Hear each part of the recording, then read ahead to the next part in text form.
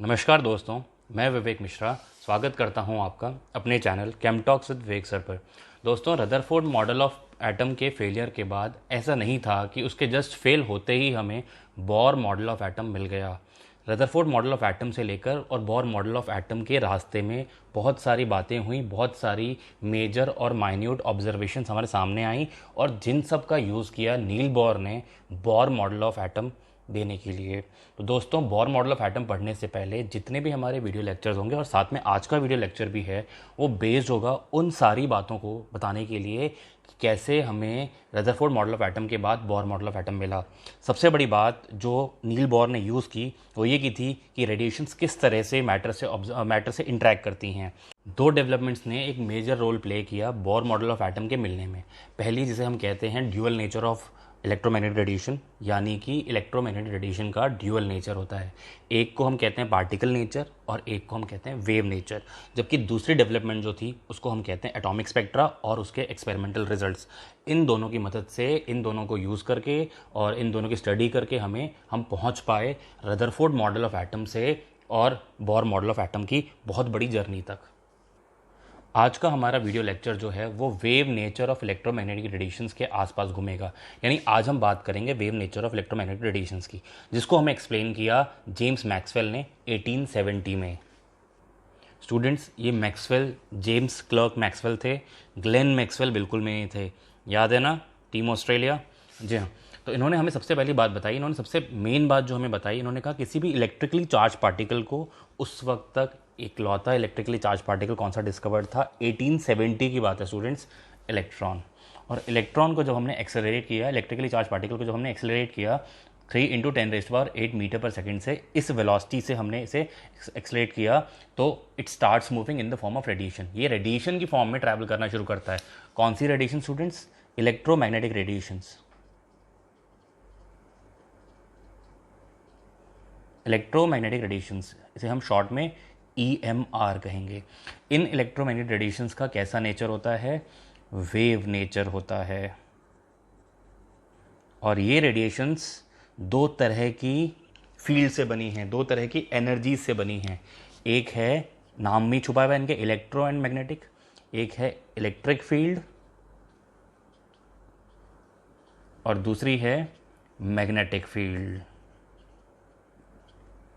तो सबसे पहली बात जेम्स मैक्सवेल ने हमें बताई कि जब भी हम किसी इलेक्ट्रिकली चार्ज पार्टिकल को एक्सेलरेट करते हैं 3 × 10⁸ मीटर पर सेकेंड की स्पीड से, it starts travelling in the form of radiation. वो रेडिएशन की फॉर्म में ट्रैवल करना शुरू कर देता है। कौन से रेडिएशन स्टूडेंट्स? Electromagnetic radiation. और इन रेडिएशन का नेचर कैसा होता है स्टूडेंट्स? वेव नेचर होता है। और ये रेडिएशन दो तरह की एनर्जीज, दो तरह की फील्ड से मिलकर बनी होती हैं, एक इलेक्ट्रिक फील्ड और एक मैग्नेटिक फील्ड। अगर मैक्सवेल थ्योरी की बात करें सिंपल लैंग्वेज में, तो सबसे पहली बात मैक्सवेल ने कही कि रेडिएशन जो है वो कंसिस्ट करती है इलेक्ट्रिक और मैग्नेटिक फील्ड। क्या कंसिस्ट करती हैं? Electric and magnetic field. और ये electric field, magnetic field and direction of propagation, तीनों ही, कौन कौन? Electric field, magnetic field and direction of propagation, तीनों ही ट्रैवल करती हैं परपेंडिकुलर टू ईच अदर। कुछ इस तरह से कि मान लिया ये मेरे हाथ की 3 उंगलियां जो हैं, एक जो है ये इलेक्ट्रिक फील्ड है, एक जो है वो मैग्नेटिक फील्ड है और एक जो है वो डायरेक्शन ऑफ प्रोपेगेशन है। तीनों एक दूसरे के परपेंडिकुलर है। रेडिएशंस इस तरफ ट्रैवल कर रही हैं और ये इलेक्ट्रिक फील्ड, ये magnetic field. Electric field perpendicular है मैग्नेटिक फील्ड के और दोनों ही परपेंडिकुलर है डायरेक्शन ऑफ प्रोपेगेशन के। तो ये तीनों आपस में एक दूसरे के परपेंडिकुलर है। तो स्टूडेंट्स, आपको ये एक मैं कंप्यूटर ग्राफिक्स दिखा रहा हूँ। इस ग्राफिक्स में जो आपको इलेक्ट्रिक फील्ड है वो रेड से दिखाई दे रहा है और जो मैग्नेटिक फील्ड है वो आपको ब्लू से दिखाई दे रहा है। आप देख सकते हैं क्लियरली इस ग्राफिक्स में कि इलेक्ट्रिक फील्ड और मैग्नेटिक फील्ड दोनों एक दूसरे के परपेंडिकुलर हैं। और ये दोनों परपेंडिकुलर हैं किसके? तो डायरेक्शन ऑफ प्रोपेगेशन के। वो इन दोनों के 90 डिग्री पे ट्रैवल कर रही है ना स्टूडेंट्स? तो ये मैंने आपको अभी कंप्यूटर ग्राफिक्स से दिखाया कि किस तरह से electric field, magnetic field and direction propagation तीनों एक दूसरे परपेंडिकुलर होते हैं। हाँ, ट्रैवल किस तरफ करते हैं वो आपको नाम से मालूम चल रहा है, डायरेक्शन ऑफ प्रोपेगेशन की तरफ ही, जिस तरफ वेव ट्रैवल कर रही है एक डायरेक्शन में। ठीक है, अब दूसरी बात करते हैं हम लोग, दूसरे पॉइंट की बात करते हैं Maxwell theory of electromagnetic radiation की। इसमें कहा गया कि जितनी भी रेडिएशन होती हैं सबकी सब ट्रैवल करती हैं स्पीड ऑफ लाइट। और हम जानते हैं स्पीड ऑफ लाइट कितना होता है स्टूडेंट्स? 3 × 10⁸ मीटर पर सेकेंड। तो जितनी भी रेडिएशंस होती हैं सबकी सब ट्रैवल करती हैं स्पीड ऑफ लाइट से। तीसरी बात इन्होंने कही कि they don't need material medium to travel, यानी इनको ट्रैवल करने के लिए मटेरियल मीडियम की ज़रूरत नहीं होती। स्टूडेंट्स, अगर रेडिएशंस को ज़रूरत होती है मटेरियल मीडियम की, तो सन से रोशनी जो है, सन से लाइट जो है, सनलाइट जो है वो हमारे अर्थ तक नहीं ट्रैवल कर पाती। स्टूडेंट्स, करोड़ों किलोमीटर का वैक्यूम क्रॉस करके सन से लाइट जो है, सनलाइट जो है वो हमारे अर्थ तक पहुंचती है, और हम जानते हैं लाइट भी एक काइंड ऑफ रेडिएशन ही होता है ना स्टूडेंट्स। तो अगर रेडिएशंस को मटेरियल मीडियम की ज़रूरत होती है ट्रैवल करने के लिए, तो स्टूडेंट्स सनलाइट हम तक नहीं पहुंच पाती। तो इससे ये इस बात से भी एक बात क्लियर है कि रेडिएशंस को ट्रैवल करने के लिए मटेरियल मीडियम की ज़रूरत नहीं पड़ती। स्टूडेंट्स, कुछ तरह की वेव्स ऐसी भी होती हैं जिनको मटेरियल मीडियम की ज़रूरत पड़ती है स्टूडेंट्स, जैसे कि साउंड वेव। हम जानते हैं साउंड वेव तभी ट्रैवल करेगी जब मटेरियल मीडियम हो, और अगर मटेरियल मीडियम ना हो तो साउंड वेव ट्रैवल नहीं करेगी। लेकिन रेडिएशन खास होती हैं और इनको मटेरियल मीडियम की ज़रूरत नहीं होती। ये स्पीड ऑफ लाइट से ट्रैवल करती हैं और इनको मीडियम की कोई ज़रूरत नहीं होती ट्रैवल करने के लिए। अब फोर्थ और आखिरी पोस्टुलेट की बात करें स्टूडेंट्स, तो सबसे मेन बात यह है कि जितनी भी इलेक्ट्रोमैग्नेटिक रेडिएशंस होती हैं सबकी सब वेव कैरेक्टरिस्टिक्स फॉलो करती हैं, जिन्हें हम कैरेक्टरिस्टिक्स ऑफ वेव कहते हैं। स्टूडेंट्स, अगर कैरेक्टरिस्टिक्स ऑफ वेव की बात करें तो 6 कैरेक्टरिस्टिक्स ऑफ वेव होती हैं। सबसे पहला है wavelength, amplitude, frequency, velocity of wave, time period and the latest one wave number. Students, अब हम बात करते हैं इलेक्ट्रोमैग्नेटिक स्पेक्ट्रम की। इलेक्ट्रोमैग्नेटिक स्पेक्ट्रम एक अरेंजमेंट होता है, एक ऑर्डर होता है, जिसमें जितनी भी हम लोग रेडिएशन जिनको हम जानते हैं, जितनी भी इलेक्ट्रोमैग्नेटिक रेडिएशन हम उनको जानते हैं, उनको हम लोग इंक्रीजिंग या डिक्रीजिंग ऑर्डर के हिसाब से वेवलेंथ के उनको अरेंज कर देते हैं। मोस्टली जो ऑर्डर हम लोग फॉलो करते हैं स्टूडेंट्स, उसमें हम लोग इंक्रीजिंग ऑर्डर ऑफ वेवलेंथ्स में अरेंज करते हैं। कैसे करते हैं? Increasing order of wavelengths. अब अगर वेवलेंथ्स बढ़ रही हैं स्टूडेंट, तो हम जानते हैं फ्रिक्वेंसी जो है वो कम होगी, क्योंकि वेवलेंथ और फ्रिक्वेंसी जो है वो इन्वर्सली प्रोपोर्शनल है। दोनों में आप रिलेशनशिप देख चुके हैं। Frequency is equal to c upon lambda होती है। सी कांस्टेंट है, frequency is equal to c upon lambda होती है। Frequency is equal to c upon lambda. C जो है स्टूडेंट वो कांस्टेंट होती है 3 × 10⁸ मीटर पर सेकेंड। ये क्या है? 3 × 10⁸। ये क्या है? कांस्टेंट है स्टूडेंट्स, ये वैल्यू कांस्टेंट है। तो हम ऐसा भी कह सकते हैं फ्रिक्वेंसी जो है वो इन्वर्सली प्रोपोर्शनल है किसके? लैम्डा के। तो हमने कहा इंक्रीजिंग ऑर्डर ऑफ लैम्डा, अगर इंक्रीजिंग ऑर्डर ऑफ लैम्डा में अरेंज करेंगे तो वो डिक्रीजिंग ऑर्डर ऑफ फ्रिक्वेंसी हो जाएगा। तो लेफ्ट टू राइट हम बात करेंगे, हम अरेंज करेंगे जितनी भी रेडिएशंस को जिनको हम जानते हैं उनको इंक्रीजिंग ऑर्डर ऑफ लैम्डा के, तो डिक्रीजिंग ऑर्डर ऑफ फ्रिक्वेंसी हो जाएगा। लैम्डा की यूनिट मीटर होगी और फ्रिक्वेंसी की यूनिट जो है वो सेकेंड इनवर्स होगी। तो स्टूडेंट, जैसा कि आप स्क्रीन पर ऑलरेडी देख रहे हैं कि सबसे पहले जो है वो कौन सी रे है? कॉस्मिक रे, फिर है gamma ray, X ray, ultraviolet और इंफ्रारेड के बीच में एक छोटी सी लाइन नज़र आ रही है आपको, वो कौन सी रे है? विजिबल रेज हैं। विजिबल रेज को फिर आगे एक्सपेंड करके भी दिखाया गया है स्टूडेंट्स, और जिसमें पूरा एक विबग्योर नज़र आ रहा है आपको, विबग्योर है ना। जो भी हम लाइट देख पाते हैं, हम लोग क्या देख पाते हैं? सिर्फ विबग्योर देख पाते हैं। वी यानी वायलेट, आई यानी इंडिगो, बी यानी ब्लू, जी यानी green, yellow, orange and red. Student, VIBGYOR के बारे में बहुत डिटेल में बात करेंगे हम लोग एटॉमिक स्पेक्ट्रम में, तो अभी हम इतना शॉर्ट में ही बात करेंगे, ज़्यादा डिटेल में नहीं जाएंगे। विजिबल के बाद है इंफ्रारेड, माइक्रोवेव्स, अच्छा माइक्रोवेव, उसके बाद है रेडियो वेव्स, और रेडियो वेव्स में स्टूडेंट 3 वेव्स आ गई, FM, AM and long range radio waves या लॉन्ग रेडियो वेव्स भी आ गई। तो स्टूडेंट्स, इस अरेंजमेंट में आप देख पा रहे हैं कि from cosmic to radio waves जो वेवलेंथ है वो बढ़ रही है। क्या हो रहा है? वेवलेंथ बढ़ रही है, और वेवलेंथ बढ़ रही है तो from cosmic to radio waves जो फ्रिक्वेंसी है स्टूडेंट्स वो कम होगी। क्या होगी? कम होगी। इसे हमने नाम क्या दिया? Electromagnetic spectrum. स्टूडेंट्स, इस अरेंजमेंट को हमने नाम दिया इलेक्ट्रोमैग्नेटिक स्पेक्ट्रम। तो स्टूडेंट्स, ये हम लोग जितने भी हमने पैटर्न अभी तक किया है, इस पैटर्न को हम चाहें तो मोटे मोटे तौर पर याद भी कर सकते हैं, याद भी रख सकते हैं। एक बहुत सिंपल सा पैटर्न दिखाता हूँ आपको, आइए देखते हैं। तो स्टूडेंट, हमने कैसे याद रखना है? CGX UV vim R, CGX UV vim R, इनको हम ऐसे याद रखेंगे स्टूडेंट्स। C क्या बता रहा है? कॉस्मिक, G गैमा, कुछ लोग गामा में ही बोलते हैं स्टूडेंट्स। X जानते ही होंगे, अननोन, एक्स रेज अभी अननोन नहीं है स्टूडेंट, 1895 में अननोन थी। UV अल्ट्रावायलेट, नाम इसका UV आप लोग जानते होंगे, फैमिलियर होंगे इससे ऑलरेडी। V से स्टूडेंट विजिबल, जो हम देख सकते हैं, सिर्फ इतना हिस्सा है रेडिएशन का जो हम देख सकते हैं, बाकी इसके ऊपर का भी और इसके नीचे का भी हिस्सा हमारे सेंसेस जो हैं उसको रिकॉग्नाइज नहीं कर सकते। I infrared, M microwave, R radio wave. Student एक बार फिर मैं बताता हूँ, इसमें से सिर्फ विजिबल रेंज को ही हम लोग देख सकते हैं, बाकी ऊपर का भी और नीचे का भी हम लोग नहीं देख सकते। तो इस पैटर्न को अगर आप याद रखेंगे तो आप इसे बड़े आराम से इस इलेक्ट्रोमैग्नेटिक स्पेक्ट्रम को याद रख सकते हैं। इसमें एक बात याद रखिएगा स्टूडेंट्स, वेवलेंथ जो है वो इस तरह से बढ़ रही है, यानी जो कॉस्मिक रेज होती हैं उनका वेवलेंथ बहुत कम होती है और जो रेडियो वेव्स होती हैं उनकी वेवलेंथ बहुत ज़्यादा होती है। और फ्रिक्वेंसी की बात करें तो कॉस्मिक रेज की फ्रिक्वेंसी बहुत ज़्यादा होती है। तो स्टूडेंट कॉस्मिक की जो वेवलेंथ होती है वो सबसे कम होती है और रेडियो की जो वेवलेंथ है सबसे ज़्यादा होती है, जबकि कॉस्मिक की फ्रिक्वेंसी सबसे ज़्यादा होती है और रेडियो की फ्रिक्वेंसी सबसे कम होती है। ये आप इस तरह से चाहे इस ऑर्डर को, इलेक्ट्रोमैग्नेटिक स्पेक्ट्रम के ऑर्डर को बड़े आराम से याद रख सकते हैं। प्लीज़ इसे याद रखिए। तो स्टूडेंट सबसे पहले हम लोग फर्स्ट कैरेक्टरिस्टिक ऑफ वेव की बात करते हैं, यानी सबसे पहले हम बात करने वाले हैं वेवलेंथ की। स्टूडेंट्स ये एक वेव है जो आपको नज़र आ रही है, यहाँ पर आपको दिखाई दे रहे हैं, इन्हें हम कहते हैं क्रेस्ट और लोअर लेवल्स को हम कहते हैं ट्रफ्स। ठीक है स्टूडेंट्स, तो what is wavelength student? Distance between two consecutive crest. Wavelength का सिंबल स्टूडेंट हम लोग यूज़ करते हैं लैम्डा, और दो कॉन्जिक्यूटिव ट्रफ या दो कॉन्जिक्यूटिव क्रेस्ट के बीच के डिस्टेंस को हम लोग कहते हैं वेवलेंथ। क्या कहते हैं स्टूडेंट्स?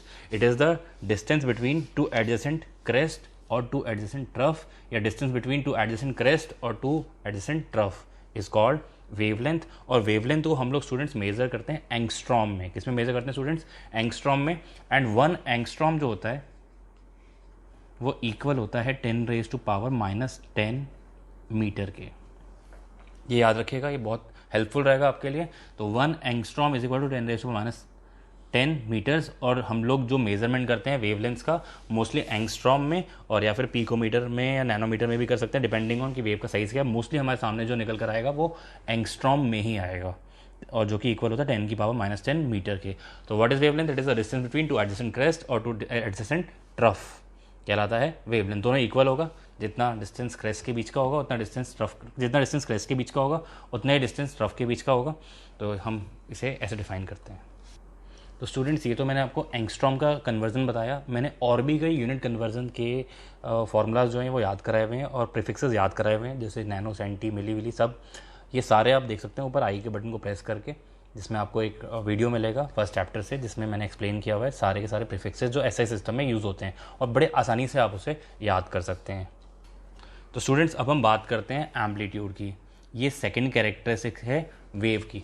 स्टूडेंट्स एम्पलीट्यूड जो है ये क्या होता है? It is the height of crest, crest की हाइट, और या फिर डेप्थ ऑफ ट्रफ। क्या? हाइट ऑफ द क्रेस्ट और या फिर डेप्थ ऑफ द ट्रफ को हम लोग क्या बोलते हैं स्टूडेंट्स? एम्पलीट्यूड। और एम्पलीट्यूड भी हम लोग वेवलेंथ की तरह ही किसी यूनिट में मेज़र करते हैं, जो भी डिस्टेंस की यूनिट्स होती हैं उन्हीं में मेज़र करते हैं। वेवलेंथ भी डिस्टेंस की यूनिट में मेज़र होते हैं सारे के सारे। और हाँ, वो बात अलग है कि डिस्टेंस बड़े और डिस्टेंस छोटे भी हो सकते हैं। जो बहुत छोटे हैं वो पिकोमीटर में मेज़र होंगे, जो बड़े हैं वो थोड़े बड़े हैं वो एंगस्ट्रॉम में होंगे, जो और बड़े हैं वो नैनोमीटर, मिलीमीटर, इस तरह से सेंटीमीटर में बड़े होते चले जाएंगे। तो यूजुअली एम्पलीट्यूड जो है हम लोग एंगस्ट्रॉम में या फिर पिकोमीटर में, जिस तरह से वेवलेंथ मेजर होती है उसी तरह से एम्पलीट्यूड की भी यूनिट्स होती हैं। तो what is amplitude? It is the height of the crest या फिर depth of the trough. Height of the crest और या फिर डेप्थ ऑफ द ट्रफ, क्या कहेंगे इसे हम लोग? एम्पलीट्यूड। स्टूडेंट अब हम लोग नेक्स्ट कैरेक्टरिस्टिक ऑफ वेव की बात करें, जिसे हम कहते हैं टाइम पीरियड। इसको समझने के लिए मैं आपको एक इलस्ट्रेशन देता हूँ। स्टूडेंट हमारे सामने एक वेव है, ये कंप्लीट वेव है और ये एक पॉइंट है। ये मान लिया एक पॉइंट है, एक रेफरेंस पॉइंट है जिसे हम रेफरेंस करें, मान लो ये मार्कर ही वो पॉइंट है। अब इस रेफरेंस पॉइंट को क्रॉस करने में ये कंप्लीट वेव कितनी देर लगाएगी, कितना टाइम लगाएगी, है ना? ये पॉइंट ऑफ रेफरेंस कुछ भी हो सकता है स्टूडेंट्स, है ना? तो it is the time taken by a wave to pass through a point. एक पॉइंट से पास करने में एक वेव को कितना वक्त लगता है, और उस वक्त को हम लोग कहते हैं स्टूडेंट्स टाइम पीरियड। और इसकी यूनिट क्या होती है स्टूडेंट्स? आप सभी लोग जानते हैं क्या होती है? सेकेंड्स। क्योंकि सेकेंड से भी कम में एक वेव जो है एक पॉइंट को क्रॉस कर जाती है। It is a time taken by a wave to pass through a point, और इस कैरेक्टरिस्टिक ऑफ वेव को हम लोग कहते हैं टाइम पीरियड। तो स्टूडेंट अब हम फोर्थ कैरेक्टरिस्टिक ऑफ वेव की बात कर रहे हैं, जो कि है फ्रिक्वेंसी, जिसका सिंबल होता है न्यू। क्या बोलते हैं इसे स्टूडेंट? न्यू। तो फ्रिक्वेंसी को समझने के लिए मैंने एक वेव ली। अब ये वेव किसी एक पॉइंट को पास कर रही है। अब कितनी वेव्स पास कर रही है इस पॉइंट को, किसी एक पॉइंट ऑफ रेफरेंस को, 1 सेकेंड में। मैंने क्या कहा? Number of waves passing through a point in 1 second is called frequency. कितनी वेव्स एक पॉइंट को पास कर रही हैं पर सेकेंड। अब स्टूडेंट यहाँ पर हम देख पा रहे हैं एक क्रेस्ट एक ट्रफ यानी एक वेव, एक ट्रफ एक क्रेस्ट यानी एक वेव, एक ट्रफ एक क्रेस्ट यानी एक और वेव। 2 वेव्स पास कर रही हैं, यानी फ्रीक्वेंसी कितनी होगी स्टूडेंट? 2। और कितने में? पर सेकेंड। पर सेकेंड यानी सेकेंड इनवर्स। क्या होगा स्टूडेंट? Second inverse. तो मैंने क्या कहा स्टूडेंट? एक वेव पास कर रही है और ये एक और वेव ने इस पॉइंट को पास किया। 2 वेव्स ने पास किया, कितनी देर में? 1 सेकेंड में। तो इसकी फ्रीक्वेंसी क्या होगी स्टूडेंट्स? 2 second inverse. अब स्टूडेंट सेकेंड इनवर्स को हम लोग, जो यूनिट है इसकी, इसको हम हर्ट्ज भी लिख सकते हैं। HZ किसके इक्वल होता है? ये हर्ट्ज के इक्वल होता है। स्टूडेंट मुझे लगता है फ्रीक्वेंसी तो आपको समझ में आ गई होगी, लेकिन मैं एक चीज़ को फिर से लेकर आना चाहता हूँ। क्या चीज़ स्टूडेंट? Time period. तो इस वेव की फ्रीक्वेंसी तो कितनी होगी स्टूडेंट? 2। लेकिन अगर हम टाइम पीरियड की बात करें तो what is time period? It is the time taken by a wave to pass through a point. एक वेव एक पॉइंट को पास करने में कितनी देर लगा रही है। अब यहाँ पे 2 वेव्स पास कर रही हैं पॉइंट को 1 सेकेंड में, और अगर 2 वेव पास कर रही हैं 1 सेकेंड में, एक वेव कितनी देर में पास करेगी स्टूडेंट्स? हाफ सेकेंड में। कितनी देर में पास करेगी स्टूडेंट्स? हाफ सेकेंड में। तो what is it's time period? तो half second.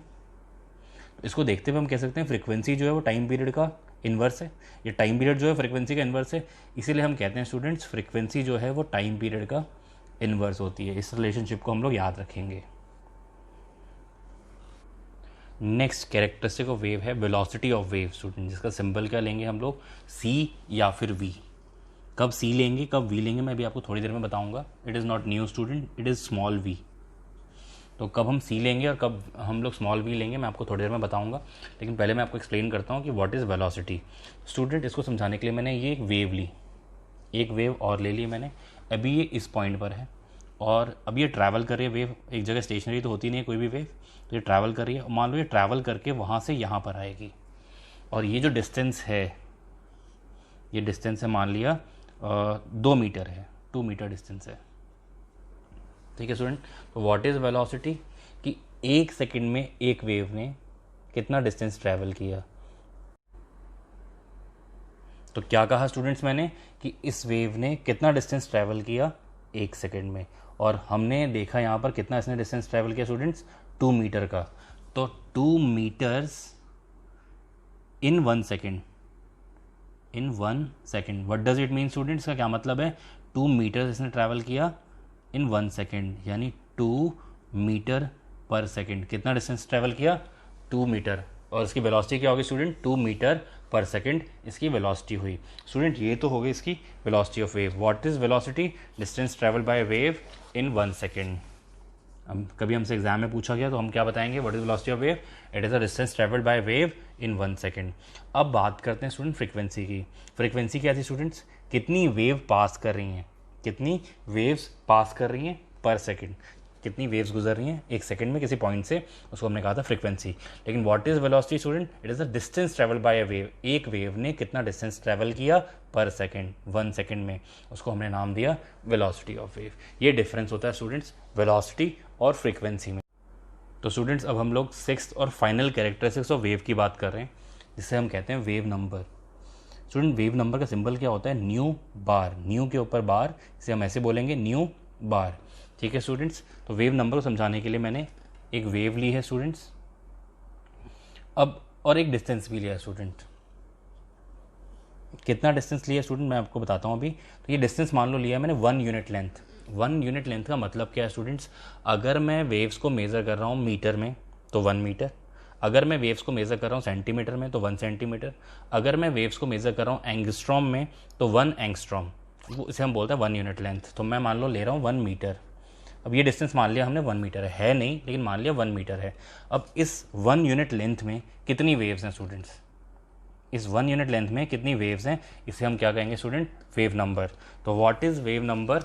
Wave number is number of wavelengths per unit length, number of wavelengths per unit length. तो स्टूडेंट यहाँ पर वेव नंबर जो है वो कितना निकल कर आया स्टूडेंट? 2, क्योंकि 2 वेवलेंथ्स हैं 1 मीटर में, तो वेव नंबर क्या होगा? 2, और यूनिट क्या होगी इसकी? Metre inverse. क्या यूनिट होगी स्टूडेंट? Metre inverse. अब स्टूडेंट वेव नंबर तो इसका कितना हो गया? 2 मीटर इनवर्स, लेकिन अगर इसकी वेवलेंथ फाइंड आउट करें स्टूडेंट तो वेवलेंथ कितनी होगी? तो स्टूडेंट्स 2 क्रेस्ट या 2 ट्रफ के बीच की डिस्टेंस को हम क्या बोलते हैं? वेवलेंथ। हम ऐसा भी कह सकते हैं एक ट्रफ और एक क्रेस्ट, या एक क्रेस्ट और एक ट्रफ के बीच की डिस्टेंस को हम क्या बोलते हैं? वेवलेंथ। अब स्टूडेंट्स इसका वेवलेंथ अगर हम देखें तो कितना होगा स्टूडेंट्स? वेव नंबर कितना है? 2, वेवलेंथ कितना होगा स्टूडेंट्स?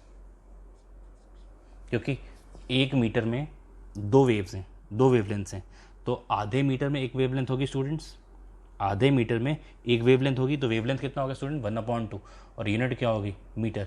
इसको देखते हुए हम कह सकते हैं स्टूडेंट ये इसका इन्वर्स हुआ ना, आप खुद देखो, यूनिट भी और वैल्यू भी, तो इसको देखते हुए हम कह सकते हैं wave number is inverse of wavelength, या हम ऐसा भी कह सकते हैं कि wavelength is inverse of wave number. जैसी ज़रूरत है वैसा हम इसे एक्सप्लेन कर सकते हैं। तो ये 6 यूनिट्स थी, ये 6 कैरेक्टरिस्टिक्स थी वेव की। स्टूडेंट्स एक बहुत ही बेसिक फार्मूला जो हमने बहुत ही छोटी क्लासेस में पढ़ा है, speed is equal to distance upon time से शुरुआत करते हैं। हम लोग क्या करने जा रहे हैं? Velocity of wave, time period and wavelength, तीनों में रिलेशनशिप फाइंड आउट करने जा रहे हैं। तो स्टूडेंट्स हमने शुरुआत की speed is equal to distance upon time से। स्टूडेंट जहाँ पर हम बात कर रहे हैं यहाँ पर स्पीड नहीं है, यहाँ पर क्या है स्टूडेंट्स? वेलोसिटी है। क्या है स्टूडेंट? यहाँ पर वेलोसिटी ऑफ वेव है, और डिस्टेंस नहीं है, डिस्टेंस को हम यहाँ पर क्या बोल रहे हैं स्टूडेंट्स? वेवलेंथ। और टाइम को हम लोग यहाँ पे क्या कहते हैं स्टूडेंट? Time period.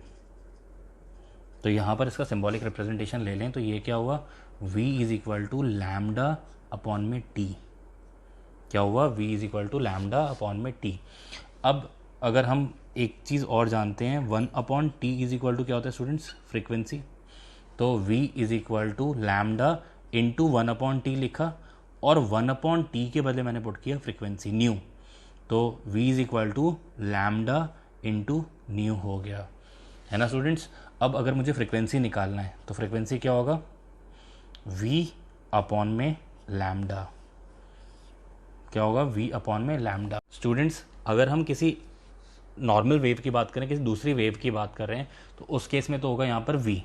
लेकिन अगर हम किसी इलेक्ट्रोमैग्नेटिक स्पेक्ट्रम में से किसी रेडिएशन की बात कर रहे हैं, स्पेक्ट्रम में से किसी रेडिएशन की बात कर रहे हैं, रेडिएशन जैसे कि कौन कौन सी हो सकती थी, मैंने आपको बताया था थोड़े पहले, cosmic rays, gamma rays, X rays, ultraviolet radiations, visible radiations, infrared radiations, microwave and radio waves. तो उस केस में यहाँ पर जो ये वेलोसिटी है वो क्या लेंगे हम लोग? c लेंगे, और ये हो जाएगा frequency is equal to c upon lambda. और हम जानते हैं c की जो वैल्यू है वो 3 × 10⁸ मीटर पर सेकंड हुई। किसी और वेव की बात करें, जैसे कि साउंड वेव की बात कर रहे हैं, तो उस केस में तो फॉर्मूला ये होगा, frequency is equal to velocity of wave upon में लैम्डा। यहाँ पर भी वेलोसिटी ऑफ वेव ही है, लेकिन ये कौन सी वेव है स्टूडेंट्स? इलेक्ट्रोमैग्नेटिक वेव है, और हम जानते हैं इलेक्ट्रोमैग्नेटिक वेव्स की जो स्पीड होती है, वेलोसिटी होती है, वो कितनी होती है? 3 × 10⁸ मीटर पर सेकंड। तो अगर किसी भी इलेक्ट्रोमैग्नेटिक वेव, जो भी मैंने नाम लिया आपके सामने, इनकी बात हो रही है, तो उस केस में हमें c की वैल्यू गिवन है, या c की वैल्यू हमें ऑलरेडी मालूम है, वेलोसिटी ऑफ वेव की वैल्यू हमें ऑलरेडी मालूम है। लेकिन अगर किसी और वेव की बात हो रही है तो उस केस में वो वेलोसिटी हमें फाइंड आउट करनी होगी, या तो बताई जाएगी, वो डिपेंड करेगा क्वेश्चन टू क्वेश्चन। लेकिन अगर रेडिएशन की बात कर रहे हैं, जो कि हमें 11th में हमें एटॉमिक स्ट्रक्चर चैप्टर में सिर्फ और सिर्फ रेडिएशन की बात करनी है, तो वहाँ पर जो वेलोसिटी ऑफ वेव दी गई होगी या जो चाहिए होगी वो यही होगी, 3 × 10⁸ मीटर पर सेकेंड। ये बात आप याद रखिएगा। आइए कुछ अच्छे क्वेश्चंस करते हैं इन्हीं फार्मूलाज पे, जो फार्मूलाज हमने अभी देखे हैं। सबसे पहला क्वेश्चन आपको ऑलरेडी स्क्रीन पर नजर आ रहा होगा। Yellow light emitted from A sodium lamp has a wavelength. हमें वेवलेंथ दी गई है, लैम्डा दिया गया है 580 नैनोमीटर। कितना? 580 nanometre, full stop. Calculate the frequency and wave number. दो चीज़ें पूछी गई हैं, फ्रीक्वेंसी भी और वेव नंबर भी। तो स्टूडेंट्स हमें गिवन क्या है? लैम्डा दिया हुआ है हमें, कितना? 580 नैनोमीटर। और हमसे दो चीज़ें पूछी हैं स्टूडेंट्स, एक तो फ्रीक्वेंसी और एक पूछा वेव नंबर। अब शुरुआत करते हैं इस क्वेश्चन की। अब सबसे पहली चीज़ लैम्डा में क्या दिया हुआ है 580 नैनोमीटर, और नैनोमीटर हम जानते हैं स्टूडेंट्स, मैंने बताया था 1 नैनोमीटर जो है वो इक्वल होता है 10⁻⁹ मीटर्स के। कितना? 10⁻⁹ मीटर। स्टूडेंट ये सारे मीटर, सेंटीमीटर, मिलीमीटर, जितने भी ये चीज़ें हैं, ये सब प्रीफिक्सेस मैंने याद करवाए हुए हैं और बहुत आसानी से याद करवाए हैं स्टूडेंट, एक अपने वीडियो लेक्चर में है ना, जिसका लिंक जो है मैंने इस वीडियो की स्टार्टिंग में भी दिया था, आप उसको रेफ़र करके ये सारे लिंक्स बहुत आसानी से याद कर सकते हैं, सारे प्रीफिक्सेस बहुत आसानी से याद कर सकते हैं, और करेंगे तो आपको बहुत अच्छा रहेगा, केमिस्ट्री में बहुत हेल्प मिलेगी। तो लैम्डा कितना हुआ हमारा 580 इंटू 10⁻⁹ मीटर्स। कितना हुआ 580 इंटू 10⁻⁹ मीटर्स। अब स्टूडेंट हम जानते हैं कि एक फॉर्मूला हमने अभी भी डिराइव किया था, frequency is equal to c upon में लैम्डा होता है स्टूडेंट्स।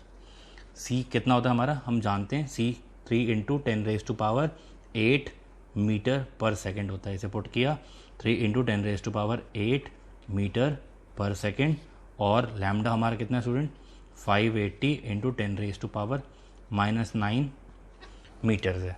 ठीक है स्टूडेंट, इसे हमने सॉल्व किया तो 3 अपॉन में 580 हो गया स्टूडेंट्स। कितना? 3 अपॉन में 580।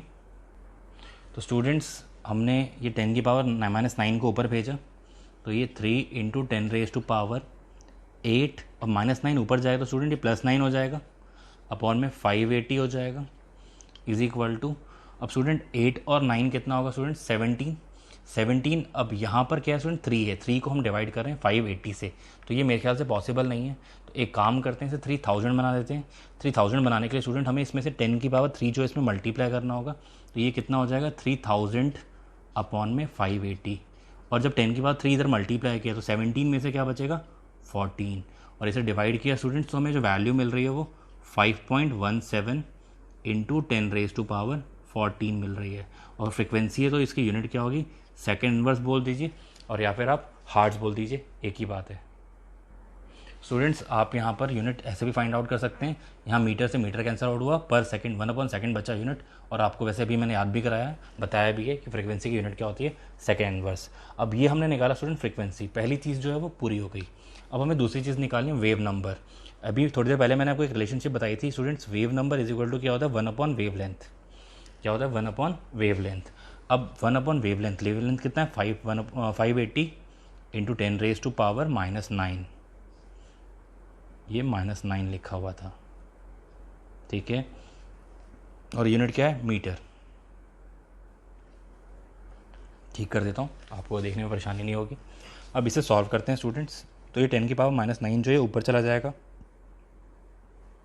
कितना हो जाएगा 10⁻+9, तो 1 इंटू 10⁻+9 अपॉन में 580 है स्टूडेंट्स, और इसका 3 फिर से हमने यहाँ पे भेज दिया तो 1000 हो जाएगा, और 1000 डिवाइड बाय 580 इंटू ये कितना बचा स्टूडेंट्स 10⁻6, और 1000 को डिवाइड किया 580 से 1 पॉइंट समथिंग, यानी एग्जैक्ट देखें तो 1.72 इंटू 10⁻6, और ये वेव नंबर है स्टूडेंट, तो यूनिट क्या होगी इसकी मीटर इनवर्स। वैसे भी देख सकते हैं आप, यहाँ डिनोमिनेटर में मीटर है, वो ऊपर जाएगा तो क्या हो जाएगा मीटर इनवर्स।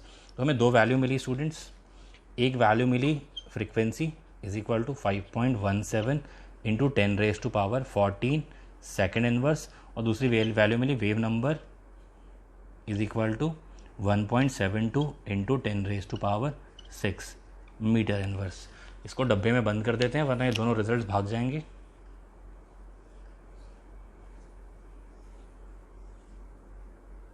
तो ये हमारे आंसर्स हैं जो हमसे पूछे गए हैं। स्टूडेंट्स एक और अच्छा क्वेश्चन देखते हैं हम लोग इस पर। क्वेश्चन कुछ इस तरह से है, a certain radio station broadcast on A frequency of 980 kilohertz. एक रेडियो स्टेशन है जो एक फ्रीक्वेंसी पे ब्रॉडकास्ट कर रहा है, सुना होगा ना आपने 93.5, 98.6, 104, है ना, बहुत सारे FM चैनल्स की फ्रीक्वेंसी सुनी होगी स्टूडेंट्स। वो क्या होती है फ्रीक्वेंसी होती है चैनल की, जिस फ्रीक्वेंसी पर वो चैनल जो है वो ऑपरेट कर रहा है। हम यहाँ पर रेडियो वेव की बात करें, और मैंने जो एग्जाम्पल दिया आपको वो हमने बात की थी FM की, ठीक है। तो a certain radio station broadcast on a frequency of 980 kilohertz, ठीक है। What is the wavelength of electromagnetic radiation. हमें फ्रीक्वेंसी दी है, हमसे वेवलेंथ पूछा है, हमें फ्रीक्वेंसी दी गई है और हमसे वेवलेंथ पूछा गया है। तो स्टूडेंट यहाँ पर जो गिवन है हमें 980 किलोहर्ट्ज़, हर्ट्ज़ मतलब फ्रीक्वेंसी गिवन है और हमसे वेवलेंथ पूछा है। और स्टूडेंट किलो क्या होता है 10⁻³ तो ये कितना हो गया 980 इंटू 10⁻³ हर्ट्स। ये हमें फ्रिक्वेंसी दी गई है। हम जानते हैं स्टूडेंट्स फ्रिक्वेंसी क्या होती है, c अपॉन में लैम्डा। हमसे लैम्डा पूछा है, फ्रिक्वेंसी इधर ले आते हैं, c अपॉन में फ्रिक्वेंसी। c कितनी होती है हम जानते हैं, speed of light, radio waves, यानी ये सब क्या है इलेक्ट्रोमैग्नेटिक रेडिएशन में ही आता है ये। तो c की वैल्यू 3 × 10⁸ मीटर पर सेकेंड ही होगी। c की वैल्यू हमने पुट की 3 × 10⁸ मीटर पर सेकेंड, और फ्रिक्वेंसी की वैल्यू जो है 980 इंटू 10⁻³ हर्ट्स। हर्ट्स मतलब क्या होता है स्टूडेंट, सेकेंड इनवर्स। अब इसे हम अगर कन्वर्ट करें तो ये तो वैसे ही रहेगा 10⁸ मीटर पर सेकेंड, और ये जो है स्टूडेंट्स ये बन जाएगा 9.80 इंटू 10⁻²। स्टूडेंट्स यहाँ पर मैं क्या यूज़ कर रहा हूँ, साइंटिफिक नोटेशन।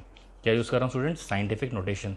तो जिन जिन लोगों को साइंटिफिक नोटेशन का कन्वर्जन नहीं आता या उनकी कैलकुलेशंस नहीं आती, वो ऊपर आई को प्रेस करके स्टूडेंट्स बड़े आसानी से साइंटिफिक नोटेशन को सीख सकते हैं। बहुत इंपॉर्टेंट होती हैं साइंटिफिक नोटेशन किसी भी साइंस स्टूडेंट की लाइफ में, किसी भी केमिस्ट्री स्टूडेंट की लाइफ में। अगर साइंटिफिक नोटेशन आपको नहीं आती तो आप केमिस्ट्री के most of the numericals solve नहीं कर सकते। इसलिए इनकी मल्टीप्लिकेशन, डिवीज़न, एडिशन और सब्ट्रैक्शन साइंटिफिक नंबर्स का आपको ज़रूर आना चाहिए। इस नोटेशन को और किसी भी नंबर को साइंटिफिक नोटेशन में कन्वर्ट करना भी आपको आना चाहिए। तो अगर आपको नहीं आती हैं तो आगे वीडियो कंटिन्यू करने से पहले बिल्कुल अभी आप साइंटिफिक नोटेशन का वीडियो लेक्चर ज़रूर देखें, जो ऊपर आप आई प्रेस करके भी देख सकते हैं, और या फिर आप नीचे डिस्क्रिप्शन में भी ढूंढ सकते हैं। तो मैं इसे साइंटिफिक नोटेशन में कन्वर्ट कर रहा हूँ। तो ये 1 और 2 डेसिमल मैंने लेफ्ट में शिफ्ट किया है। ये 10 की पावर क्या हो जाएगा स्टूडेंट्स, 5। थोड़ा समझ भी कम आ रहा था इसलिए मैंने हटा दिया। 10 की पावर 5, और यूनिट क्या चल रही है, second inverse. Student second inverse से सेकंड इनवर्स कैंसिल आउट हो जाएगी। जो डिस्टेंस आ रहा है, जो यूनिट आ रहा है वो किस में आ रहा है, मीटर में निकल कर आ रहा है। अब लैम्डा की अगर हम बात करें तो ये कितना है, 3/9.80, और 10 की पावर 5 ऊपर गया स्टूडेंट्स, तो ऊपर 10 की पावर 8 है, और 5 जो है वो ऊपर गया, तो ये -5 हो जाएगा। यानी 3/9.80 इंटू 10 की पावर कितना होगा स्टूडेंट्स, 3 होगा। कितना होगा, 3 होगा। अब इसको अगर हम सॉल्व करेंगे तो इसकी वैल्यू जो है वो निकल कर आएगी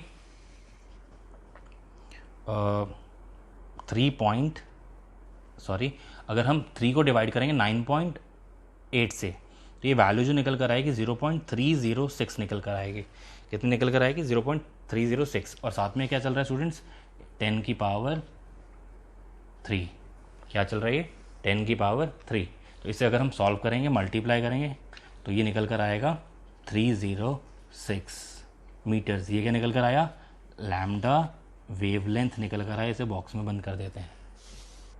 तो स्टूडेंट्स जो वेवलेंथ है रेडियो वेव ब्रॉडकास्ट के लिए, वो कितनी निकल कर आई हमारे पास, 306 मीटर्स।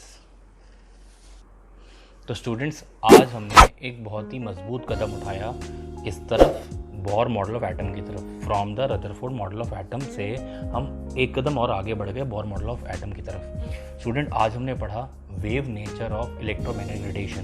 तो स्टूडेंट्स हमने बहुत इंपॉर्टेंट चीज़ें आज पढ़ी हैं, उन पर बेस कुछ बहुत ही अच्छे क्वेश्चंस के साथ में ये वीडियो लेक्चर ख़त्म कर रहा हूँ। और ये क्वेश्चंस आपको पूरे करने हैं स्टूडेंट्स, और इनके जवाब आपको मुझे कमेंट करने हैं यूट्यूब पर ही, ताकि मैं चेक कर सकूं। सभी को कमेंट करना है स्टूडेंट्स। आप लोग देखकर सभी लोग कमेंट नहीं करते, कुछ ही लोग कमेंट करते हैं। जितने भी स्टूडेंट्स हैं सभी लोगों को कमेंट करना है। कहाँ पर, यूट्यूब पर।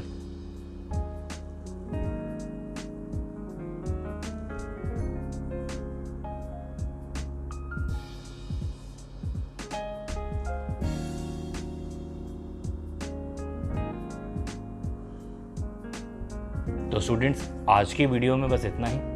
पढ़ते रहिए, खुश रहिए। Chemistry with ChemTalks. जय हिंद।